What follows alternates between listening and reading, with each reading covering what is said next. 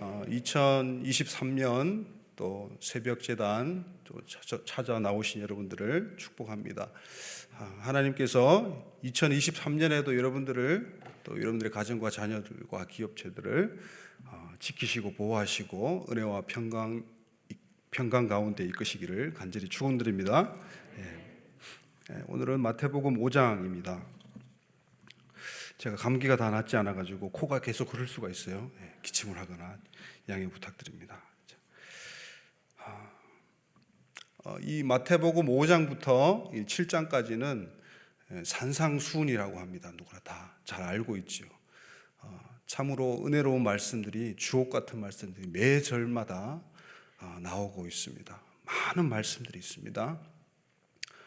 이 산상수훈이야말로 예수님께서 본격적으로 이제 공생애를 시작하시면서 정말 온 인류에게 또 이스라엘에게 이 하나님의 율법을 알기 쉽게 그렇게 풀어주시고 정말 기독교의 또 정수라고 할 수 있을 정도로 아주 귀한 말씀들을 하고 있습니다.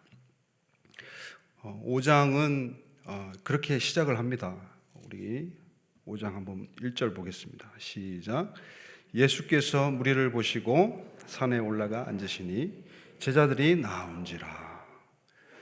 자, 예수님께서 산에 올라가서 앉으시니 이런 표현이 그냥 우리는 그냥 쉽게 볼 수 있지만은 산상수훈 그러면 산상에서 산 위에서 우리에게 교훈을 하나님의 그 토라를 풀어 주신다는 말씀이죠. 누가복음 이제 16, 17장에 15, 13장에서 13, 14, 15장, 16장까지 이르는 아주 긴 본문이 이제 또 와상 복음, 또 와상 수훈이라고도 합니다. 예수님께서 이제 반쯤 이제 벽에 기대셔서 식사하시면서 그렇게 또 제자들에게 많은 또 말씀들을 가르치는 그런 말씀이죠. 그래서 그 요한복음의 말씀과 이 마태복음 5장의 이 산상수훈은 정말 주옥 같은 말씀입니다. 정말 이 한 절을 가지고도 정말 이 새벽 시간에 나누기도 부족할 정도로 그렇게 많은 말씀들이 기록되어 있는데요. 예수님께서 산에 오르셨다. 그리고 앉으셨다. 거기서 이제 2절 보시면 입을 열어 가르쳐 이르시되, 한번 따라해 주실까요? 입을 열어 가르쳐 이르시되. 산에서 이제 입을 열어 가르쳐 이르시되, 이 말씀이 이제 출애굽기 19장에 드디어 이제 하나님께서 강림하시죠. 강림하셔서 모세를 이제 불러 올리셔서 모세에게 이제 말씀하시는 장면이죠. 모세가 말씀을 받아서 또 십계명을 받아서 이제 백성에게 전달을 하게 됩니다. 그런 이미지를 여러분들이 한번 그려보시면 도움이 될 것 같습니다. 이 입을 열어 가르쳐 이르시되, 그러니까 시내산에 실제로 직접 강림하신, 그러니까 1대1로 이렇게 하나님께서 아브라함, 이삭, 야곱을 만나시고 또 욥을 만나시고 또 이런 걸 차원을 떠나서 한 공동체에게 집단적인 그 모임 가운데 하나님께서 강림하신 것은 인류 최초였죠. 출애굽기 19장 시내산 앞에서 그런 일들이 있었습니다. 그런데 이제 예수님께서 실제로 성육신 하셔가지고 갈릴리 지역에서 이제 갈릴리 호수 주변이죠. 저희도 이제 성지순례를 다녀왔는데 팔복교회가 있습니다. 팔복교회. 그래서 예수님께서 팔복의 말씀을 이 산상수훈을 이제 피력하신 그 장소가 바로 팔복교회로 이제 그렇게 전통적으로 내려오고 있는데요. 실제 그 장소인지 아닌지는 아무도 모르죠. 그런데 그 장소가 이제 이 가톨릭 교회가 세워져 있어요. 좀 팔각 기둥으로 해가지고 8개의 그 복의 말씀들을 천정에 기록해 놓고 아주 좋은 이제 뷰가 있는, 갈릴리 호수가 전체적으로 조망이 가능한 그런 좋은 언덕에 조금 이제 높은 위치죠. 산이니까. 그런 팔복 교회가 있습니다. 팔복에 대해서 이제 예수님께서 입을 열어서 가르치기 시작하십니다. 예수님께서 입을 열어 가르치신다 당연하게 생각할지 모르지만 이 예수님은 곧 하나님이십니다. 할렐루야. 하나님께서 입을 열어서 이 땅에서 실제 사람들에게 사람의 언어로 가르치신다는 거예요. 그래서 오늘 본문 가운데 특별히 눈에 띄게 반복적으로 등장하는 표현이 있습니다. 그게 바로 22절에 보시면 나는 너희에게 이르노니, 그 앞절에 보면 뭐라고 이야기합니까? 살인하지 말라 너희가 들었으나, 그때 옛사람이 그렇게 말을 하였으나 그러나 나는 너희에게 이르노니, 이런 표현들을 해요. 그러니까 십계명에 대한 항목들 또는 이제 율법의 말씀에 대한 그런 항목들을 말씀하시고 나서 그 옛 계명을, 율법을 언급하시고 나서 이런 표현들을 반복적으로 하십니다. 6번이나 하세요. 그래서 28절에도 나는 너희에게 이르노니 그렇게 말씀하시고, 32절에도 나는 너희에게 이르노니, 34절에도 나는 너희에게 이르노니, 39절에도 나는 너희에게 이르노니. 이 말씀은요 굉장히 중요한 표현이에요. 왜냐하면 하나님께서 직접 말씀하시는 거가 되기 때문에 그래요. 모세를 필두로 해서 모든 선지자들이 이렇게 말한 사람은 누가 있습니까? 아무도 없어요. 직접 자기가 이 토라를 마치 자기의 것으로, 자기가 말한 것으로 설명을 하고 이렇게 자신감 있게 선포하는 사람은 아무도 없었습니다.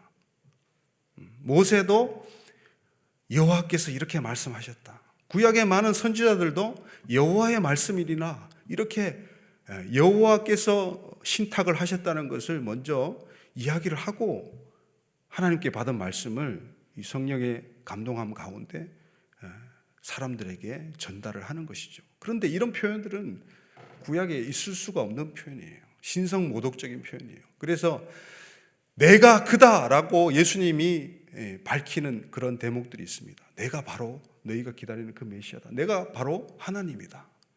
또 요한복음에서는 아버지와 내가 하나다, 이런 표현들, 그 표현들 때문에 예수님이 죽게 되시죠. 죽음에 내몰리게 되시죠. 그래서 내가 바로 그다, 아버지와 나는 하나다, 이런 표현과 함께 나는 너희에게 이르노니, 이 표현은 굉장한 표현이고, 입을 열어 가르쳐 이르시되, 이런 표현들은 굉장한 표현인 것입니다. 바로 하나님의 그 사랑이 육화된 그 예수 그리스도께서 실제로 그 낮은 땅 가운데 임하셔서 그도 별 볼 일 없는 갈릴리 지역에서 이렇게 말씀을 선포하고 계신다는 것입니다. 자, 우리 3절 한번 같이 읽겠습니다. 시작. 심령이 가난한 자는, 한 번 더 읽겠습니다. 시작. 심령이 가난한 자는 복이 있나니 천국이 그들의 것이며. 아멘. 이걸 이제 직역 성경에서는 영적으로 가난한 자들은 행복하니 참으로 천국이 그들의 것이다, 이렇게 이야기합니다. 심령이 가난하다, 영적으로 가난하다. 영적으로 가난하다는 의미는 무엇일까요? 여러분, 성경은 다 짝이 있습니다.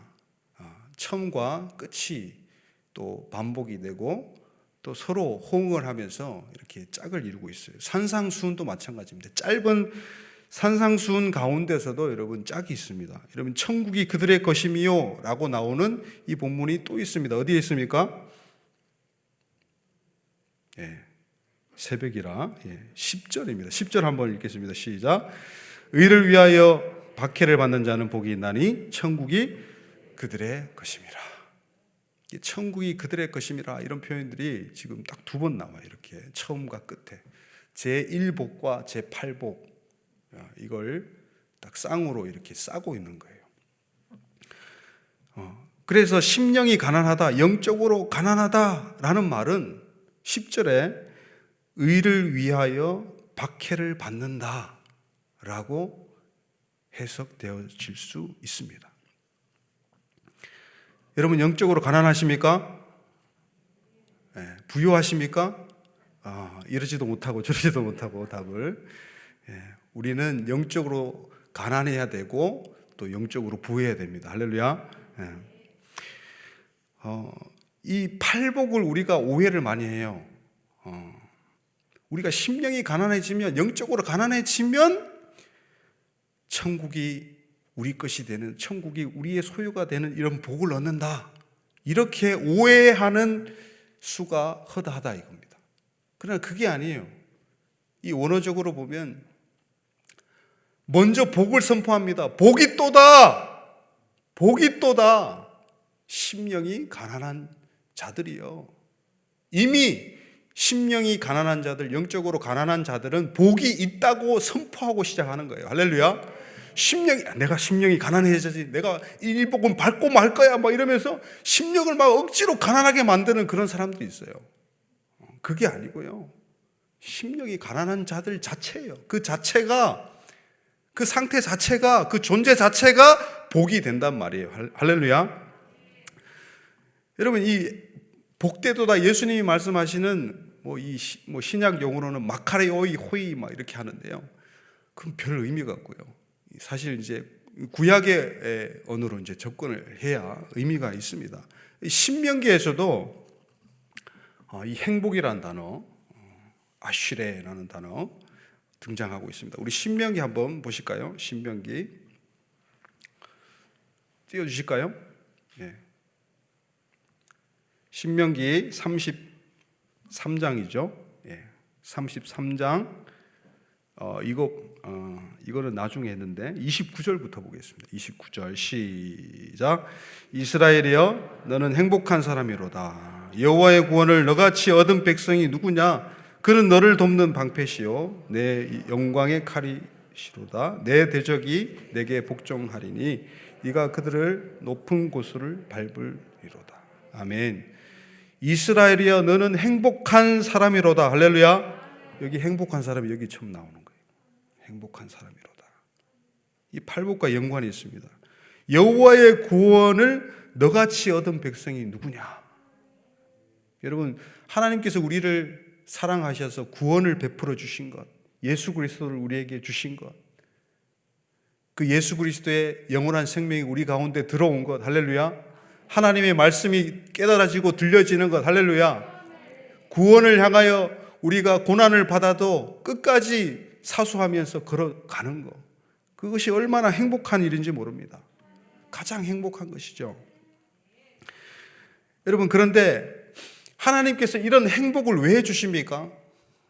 어째서 이스라엘은 행복합니까? 어째서 예수 그리스도를 믿는 사람들은, 하나님을 믿는 사람들은 행복합니까? 왜 행복하게 하실까요? 왜 복을 주실 거예요, 하나님께서는? 바로 그 윗절에 보면, 우리 처음 나왔던 말씀입니다. 27절에 보면 그 해답이 나옵니다. 시작. 영원하신 하나님이 내 초소가 되시니 그의 영원하신 팔이 내 아래에 있도다. 그가 내 앞에서 대적을 쫓으시며 멸하라 하시도다. 아멘. 영원하신 하나님이 너의 초소가 된다는 거예요. 우리는 하나님의 초소가 되고, 할렐루야, 하나님께서 그 하시는 초소가 되고, 하나님은 우리가 갈 곳, 우리가 마지막으로 도착할 곳, 하나님이 우리의 초소가 된다는 말이에요. 얼마나 놀라운 말씀입니까, 여러분? 네. 우리 천국에 갔는데요, 하나님이 안 계셔. 그럼 천국이 아니죠. 우리가 그려놓은 천국에 가는 거는, 천국을 우리가 천국이라 하는 거는 의미가 없는 거예요. 하나님이 계셔야 천국이죠. 하나님이 계셔야 하나님의 나라가 완성되는 것이죠. 시편 1편에도 그렇게 이야기합니다. 복이 있는 사람은 뭐합니까? 악인들의 꾀를 따르지 아니하며 죄인들의 길에 서지 않으며 오만한 자리에 앉지 아니하고 오직 뭐를요? 여호와의 율법을 즐거워하여 그 율법을 주야로 묵상하는도다. 아멘. 여기도 복이 있는 사람은 나옵니다. 한번 따라 하실까요? 아쉬레 하이쉬. 이 아쉬레가 이제 행복하다는 거예요. 하이쉬는 그 사람, 행복한 그 사람, 복이 있는 그 사람. 지금 예수님은요, 팔복에서 이 표현을 하고 계신 거예요. 이 표현을. 이 표현을 하고 계시면서 심령이 가난한 자부터 그 복을 선포하시는 것입니다. 그런데 주옥 같은 말씀이에요. 그런데 이 팔복이요, 진정 우리에게 복이 되냐 이 말이에요. 문제는 그거예요. 이게 진짜 복이냐? 여러분 한번 읽어보세요. 이게 복인지. 여러분들이 생각하는 복인지 아닌지 한번 곰곰이 생각해 보시라고요. 아멘만 그냥 하시지 마시고 이 동의가 되셔야 아멘을 하시죠. 진짜요? 여러분, 우리가 생각하는 세상적인 복은 하나도 없어요. 손에 잡히고 눈에 보이는 거 하나도 없어요.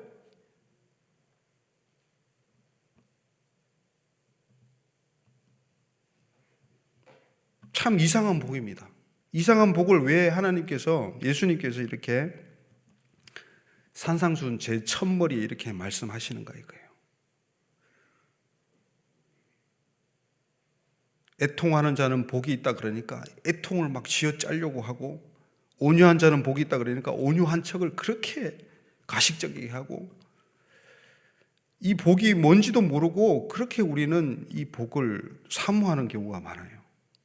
의에 줄이고 목마른 자, 이렇게 해보셨습니까? 화평하게 해보셨어요? 마음이 청결한 자, 다 이게 무형적인 거예요. 세상적이지 않은 거예요. 그런데 오늘 제가 이 팔복에 대해서 수많은 설교가 있지만은 제가 말씀드리고자 하는 핵심 포인트는요, 이 팔복이 다 지나가고 마치 9번째 복을 이야기하는 것처럼 이야기하는 11절과 12절이에요. 우리 한번 팔복의 마무리되는 말씀을 한번 이어 읽어보겠습니다. 시작. 나로 말미암아 너희를 욕하고 박해하고 거짓으로 너희를 거슬러 모든 악한 말을 할 때에는 너희의 복이 있나니 기뻐하고 즐거워하라. 하늘에서 너희의 상이 큼이라. 너희 전에 있던 선지자들도 이같이 박해하였느니라. 아멘. 여러분, 박해받는 것이 복이래요. 예. 욕을 얻어먹는 것이 복이래요. 모든 악한 말을 동원해가지고 우리가 저주받고 공격당하는 것이, 또 그것을 넘어서 이 옛적 선지자들처럼 돌침을 받고 톱으로 켜서 죽임을 당하고 온갖 모욕과 침뱉음을 받으면서 감옥에 갇히고, 그런 게 복이라는 거예요. 그것을, 이 팔복의 마무리를 예수님은 선지자들도 이같이 박해하였느니라, 이렇게 딱 샘플을 제공하고 계세요. 선지자들이 이렇게 박해를 받았다. 선지자들, 하나님의 선지자들, 하나님의 말씀을 가진 자들. 저와 여러분들은 이 시대의 선지자들 아닙니까? 민수기 11장 한번 보시겠습니다. 민수기 11장 29절 시작. 모세가 그에게 이르되 네가 나를 두고 시기하느냐? 여호와께서 그의 영을 그의 모든 백성에게 주사 다 선지자가 되게 하시기를 원하노라. 아멘. 여러분, 이건 뭐 상황 설명을 해드리자면 이제 설명이 길어요. 아무튼 이 70명의 장로들을 모아서 하나님의 회막 가운데 오게 해가지고 이제 모세를 통해서, 그죠? 이제 그 장로들에게 성령이 임하는 장면이에요. 그런데 진중에 원래는 이 70명의 이 장로들의 이 자격에 합당한 사람들이 있었습니다. 2명이. 근데 그 2명은 이 유대 전승에 보면 이 2명은 엘닷과 메닷이라는 사람 성경에 나오는데요. 엘닷과 메닷은 70인의 장로가 되기를 거부해요. 그 나쁜 방법으로 거부하는 게 아니라 자기들까지 세니까 72명이야. 그래서 2명이 빠져야 되는데 제비뽑기를 하려고 모세가 했는데 2명이 알아서 자진해서 자기들이 찾아 나와가지고 모세 어르신, 저희가 장로의 자리 내려놓겠습니다. 그래서 이 2 사람이 그냥 진중에 있었어요. 자기 천막에 있었어요. 그런데 이 회막에 모인 70명의 장로들이 기름 부으심을 받고 성령이 임할 때에, 성령이 임하고 예언을 막 할 때에 동시에 진중에 있는 자기 처소에 있는 엘닷과 메닷에게도 동일하게 성령이 임했다는 거예요. 그래서 막 소년이 달려옵니다. 난리가 난 거, 진중에서 예언을 하니까. 그래서 여호수아가 모세 어르신한테 저거 말려야 됩니다. 그렇게 하니까 이 말을 한 거예요. 하나님은요, 장로 70명뿐만 아니라 72명뿐만 아니라 이스라엘 모든 사람이 다 선지자가 되기를 원하신다는 말씀을 하세요. 놀라운 표현 아닙니까, 여러분들? 선지자는 특별한 사람만 되는 건 같잖아요. 많은 백성 중에 한두 사람이잖아. 근데 그게 아니라는 거예요. 우리 사도행전을 보시겠습니까? 사도행전 3장입니다.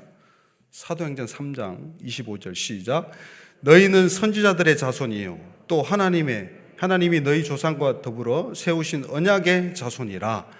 아브라함에게 이르시기를 땅 위의 모든 족속이 너의 씨로 말미암아 복을 받으리라 하셨으니. 여러분 여기 보세요. 너희는 무슨 자손이라고요? 선지자들의 자손이요. 선지자들의 자손이고 또 언약의 자손이다. 여러분 하나님의 말씀의 언약의 자손이면요 동일하게 선지자의 자손이에요. 할렐루야. 그러므로 저와 여러분들은요 언약의 자손 맞습니까? 언약의 자손이면 선지자의 자손이에요. 우리가 이스라엘뿐만 아니라 우리가 선지자의 자손이고, 그 말은 뭐예요? 하나님의 말씀을 지니고 있는 자가 선지자예요. 하나님의 말씀이 없이 말하는 자는 거짓 선지자고. 여러분 계시록 22장 6절 7절 한번 보시겠습니까? 시작. 또 그가 내가 말하기를 이 말은 신실하고 참된지라 주 곧 선지자들의 영의 하나님이 그의 종들에게 반드시 속히 되어질 일을 보이시려고 그의 천사를 보내셨도다. 보라 내가 속히 오리니 이 두루마리의 예언의 말씀을 지키는 자는 복이 있으리라 하더라. 아멘. 여러분 성경 가운데 제일 마지막에 언급된 복이에요. 예언의 말씀을 뭐 하는 자? 지키는 자가 복이 있다. 이렇게 선포하시고 계십니다. 그 예언의 말씀을 가지고 있고 지키는 자, 가지고 있다는 말은 지키는 자예요. 그 사람이 바로 선지자들의 영. 이건 특별한 표현이에요. 이 계시록에 나오는 한 번밖에 나오지는 않는 선지자들의 영의 하나님, 선지자들의 영. 그죠? 그 선지자들의 영은 뭡니까? 요엘서 2장에도 나오듯이 하나님께 때가 이르면 모든 자들에게 하나님의 남녀 종들, 어린 종, 늙은 종, 젊은 종 할 것 없이 모두에게 성령을 부어주신단 말이죠. 그 성령을 갖다가 선지자들의 영이라고 표현했어요. 그 선지자들의 영을 가지고 있는 자, 말하자면 성령께서 함께 하시는 자는 어떤 자들이에요? 말씀을 지켜내는 자들이에요. 할렐루야. 말씀을 가지고 있는 자들이에요. 그 자들이 복이 있다 이겁니다, 여러분들. 무엇을 해서 복이 생기는 게 아니에요, 여러분들. 하나님의 말씀이 떨어지고 그것이 들려지고 주어지고 우리 마음 가운데 품어지고 그것을 지키려고 애를 쓰면서 그 지킴을 통해서 박해를 받으면서도 그것을 지켜내고 끝까지 말씀을 수호하는 자, 그 자들이 선지자들이고 그 자들이 종국에는 복을 받는다 이 말이에요. 이미 복을 받은 거죠. 복이 또 선포를 했으니까요. 여러분 팔복은 이렇게 끝나는 거예요. 이렇게 끝나는 거예요. 산상수훈이 여러분 7장까지입니다. 7장까지. 8장 1절에는 산에서 내려오시니 허다한 무리들이 따르더라 그렇게 말씀하세요. 산에서 올라가서 앉으시고 이제 5장 1절에는요. 5장 8절에는 산에서 내려오시는 거예요. 모든 말씀을 다 하시고. 여러분 마태복음 7장 한번 보시겠습니까? 7장 마지막에 산상수훈 마지막에 무슨 말씀 하시는지 한번 보세요. 7장 15절입니다. 시작. 거짓 선지자들을 삼가라. 양의 옷을 입고 너희에게 나아오나 속에는 노략질하는 일이라. 거짓 선지자들에 대한 말씀을 제일 마지막에 하세요, 여러분들. 희한하게도 29절까지요. 그 내용이 뭐예요? 우리가 잘 아는 반석 위에 세운 집과 모래 위에 세운 집. 근데 선지자라는 이 말, 나비라는 말이거든요. 복수로는 느비임. 그리고 이 나비라는 말을요, 이 히브리어 철자를 뒤집으면, 거꾸로 쓰면, 이 랍비들은 예수님 이전부터도 그렇게 해석을 했습니다. 단어를 뒤집어요. 그럼 같은 단어가 또 다른 뜻을 지닌 단어가 되죠. 근데 이 두 단어는 굉장히 연관성이 있고 의미심장한 말이라는 거죠. 이걸 단어를 뒤집으면요, 나비라는 말을 뒤집으면 뭐가 되는 줄 아십니까? 에벤이 됩니다. 에벤은 돌이에요. 반석이에요. 그 반석 위에 지은 집은 뭘 이야기합니까? 선지자들의 집이에요, 여러분들. 언약의 자손의 집이에요. 말씀 위에 세워진 집이에요. 할렐루야. 반석 대신 예수 그리스도 위에 지어진 집이에요. 할렐루야. 그 집은 어떤 창수가 나고 어떤 풍파가 닥쳐도 쓸려내려가지 않고 무너지지 않고 그대로 남아있는 그 집, 신실한 집. 할렐루야. 그만 무슨 말입니까 이게? 말세에 심한 박해가 올 때도 지켜내는 바로 그 사람. 할렐루야. 그걸 가리키는 거예요. 지금 산상수훈의 마지막이 그렇게 비유를 하시고 끝나는 거란 말입니다, 여러분들. 굉장히 의미심장한 거예요. 그래서 예수님의 처음 말씀과 나중 말씀이 이렇게 이어지는 거예요. 선지자들을 그렇게 강조하시는 겁니다. 그래서 예수님은요, 선지자로서의 역할을 가장 많이 담당하셨어요. 초림 때는 왕으로 오셨지만 왕의 모습은 정말 조금 보이고요. 대제사장의 모습도 조금 보이고요. 근데 선지자의 모습이 주로 나타납니다. 예수님 스스로를 선지자라고 그렇게 여기시면서 다른 사람들도 예수님을 또 예레미야 선지자 같다, 세례 요한 같다 그렇게도 이야기했지 않습니까? 예수님도요, 선지자의 모습으로 오셔서 이 팔복에 있는 그 말씀을 설교하실 뿐만 아니라 그렇게 살아내신 분이 우리 예수님이십니다. 할렐루야. 바로 그거예요. 예수님을 따르는 우리들은요, 예수님과 동일하게 이 땅에서 다시 오실 그분은요, 이제 왕의 모습으로 오시죠. 왕이시죠. 할렐루야. 그런데 우리도 왕노릇 하게 돼 있습니다. 할렐루야. 예약돼 있어요. 예약돼 있으십니까? 오늘 뭐 식사 자리만 예약하셨어요? 우리는 왕노릇이 예약이 되어 있어요. 할렐루야. 그런데 왕노릇 하기 전까지는 우리가 초림 때 예수님처럼 선지자적인 모습으로 살아가야 될 줄 믿습니다. 여러분. 그래야 우리 가운데 팔복이 실현되는 거예요. 팔복이 증명되는 거예요. 정말 복 있고 복 있는 사람이 되는 겁니다. 할렐루야. 여러분, 2023년 이 선지자적인 삶으로 말씀을 지키며 말씀을 세우며 나가는 반석 위에 세운 집을 건설하는 저와 여러분들 되시기를 예수님의 이름으로 축원드립니다. 아멘. 자, 제가 기도하고 끝내겠습니다. 하나님 아버지 감사합니다. 오늘 우리가 팔복에 대해서 또 산상수훈에 대해서 잠시 말씀을 나눴습니다. 하나님, 정말 복 있다는 것은 무엇일까요? 정말 복 있다는 것의 그 의미를 우리는 예수님의 이 팔복 말씀을 통해서 다시 한번 깨닫습니다. 세상에 보이는 육적인 쾌락과 복이 진정한 복이 아니라 정말 내면의 복, 심령의 깊숙한 그 내면의 복이 진짜 복인 줄 믿습니다. 하나님, 우리에게 그 복을 사모하는 마음을 주시옵소서. 하나님의 말씀을 우리 보배로운 질그릇에 가진 우리의 이 삶 가운데, 육체 가운데 거하게 해서 그 말씀이 지켜지게 하시고 그 말씀이 보존되게 하여 주시고 그 말씀으로 반석 위에 짓는 집처럼 우리의 인생을 세워나가는 자들 되게 하여 주시옵소서. 우리의 자녀들과 가정들이 반석 위에 세운 집처럼 든든하게 세워져가는 2023년이 되기를 간절히 소망하고 예수님의 이름으로 기도드리옵나이다. 아멘. 주여, 주여, 주여. 하나님 아버지, 말씀으로 우리를 지어 주시옵소서. 하나님 말씀으로 새롭게 하여 주시옵소서. 말씀이 진정한 복입니다. 말씀을 지키는 자들 되게 하여 주시옵소서. 선지자적으로 살아가는 자들 되게 하여 주시옵소서.